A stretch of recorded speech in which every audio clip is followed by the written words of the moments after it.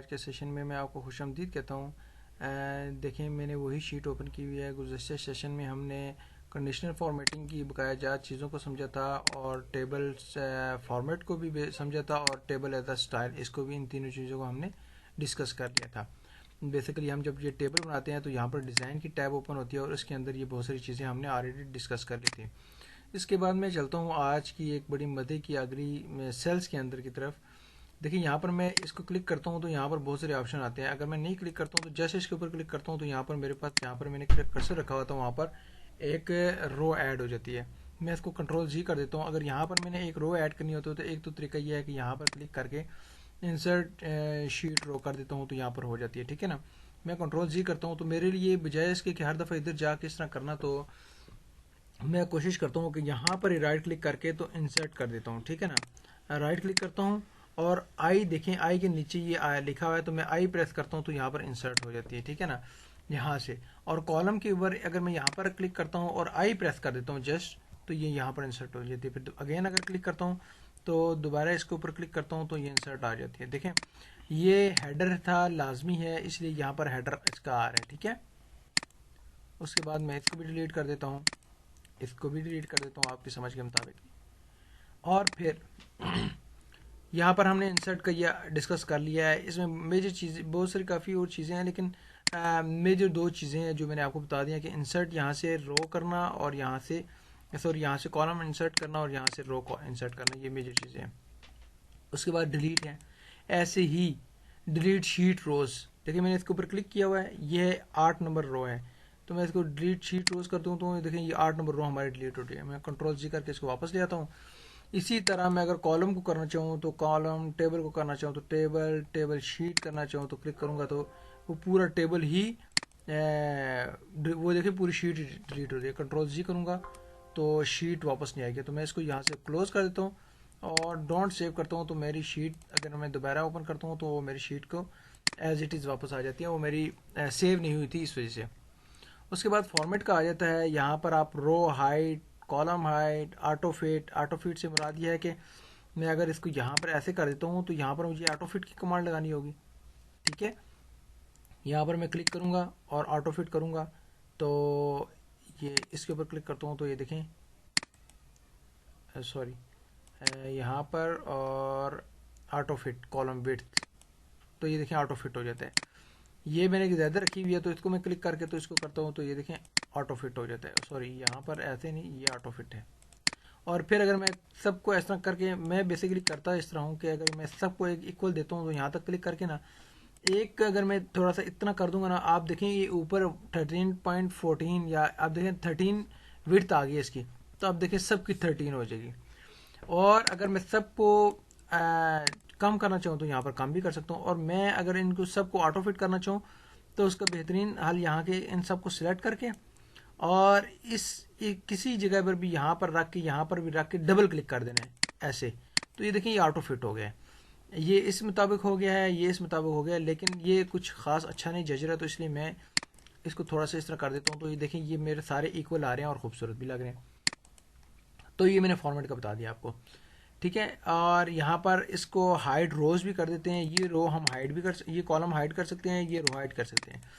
बेहतरीन सोल्यूशन ये है कि यहाँ से राइट क्लिक करें और यहाँ से हाइड कर दें, यहाँ से राइट क्लिक करें और यहाँ से हाइड कर दें। तो देख रहे हैं मेरे पास वो बच्चे हाइड हो गए हैं। इवन दो कि यहाँ पर 6 से लेकर 11 तक हाइड है, मुझे आइडिया है।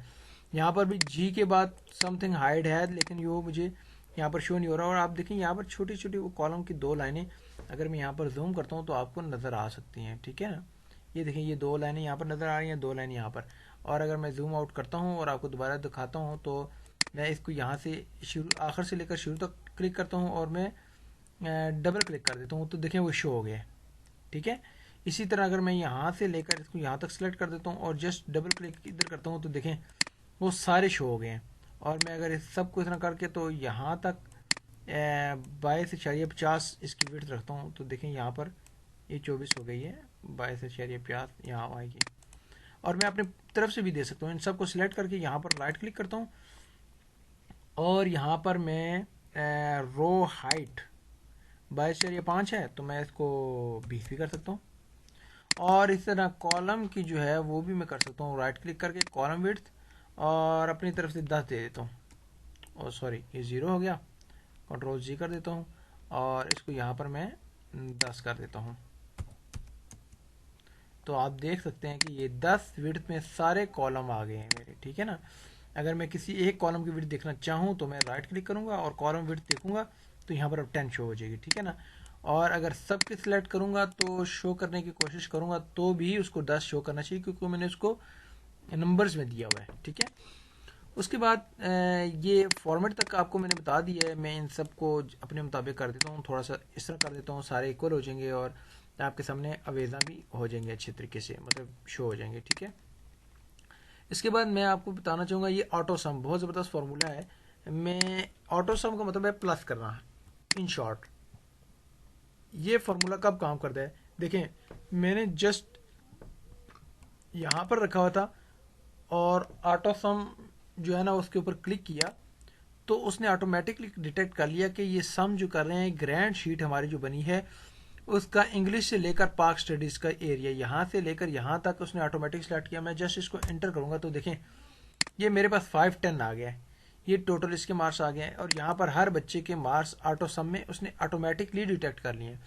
इसी तरह अगर मैं इधर करता हूँ और ये ऑटो सम वाला दबाता हूँ तो इसको ये यहाँ से लेकर यहाँ तक इसने ऑटोमेटिकली सिलेक्ट कर लिया।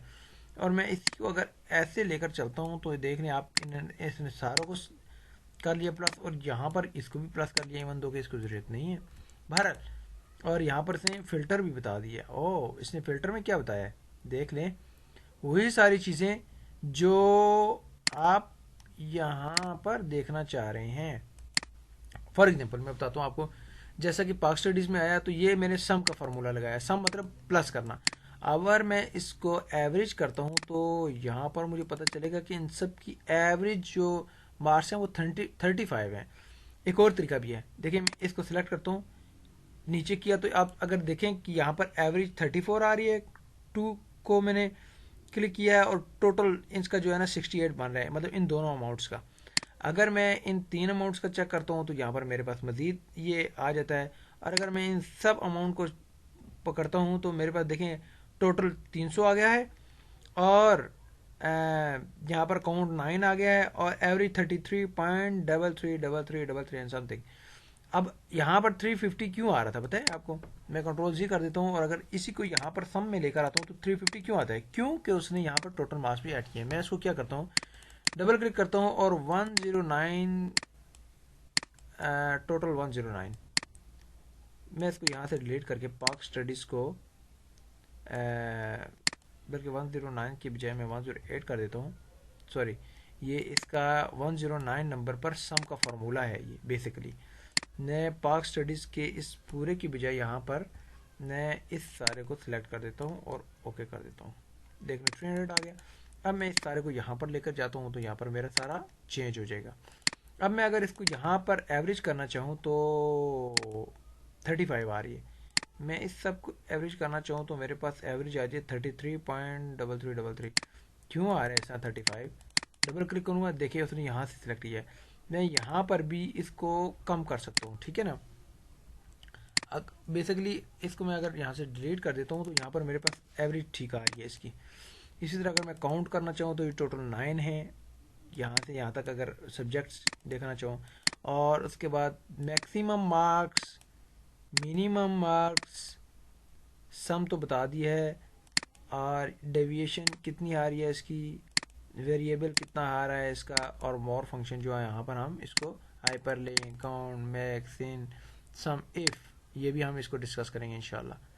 बहरहाल आज के लिए इतना ही काफ़ी है। इंशाल्लाह नेक्स्ट वीडियो में आपको हम ऑटो सम के अलावा फिल का भी बताएंगे, बल्कि इसको मैं आपको डिस्कस कर देता हूँ, बहुत शॉर्ट है इस वजह से मैं आपको बता देता हूँ।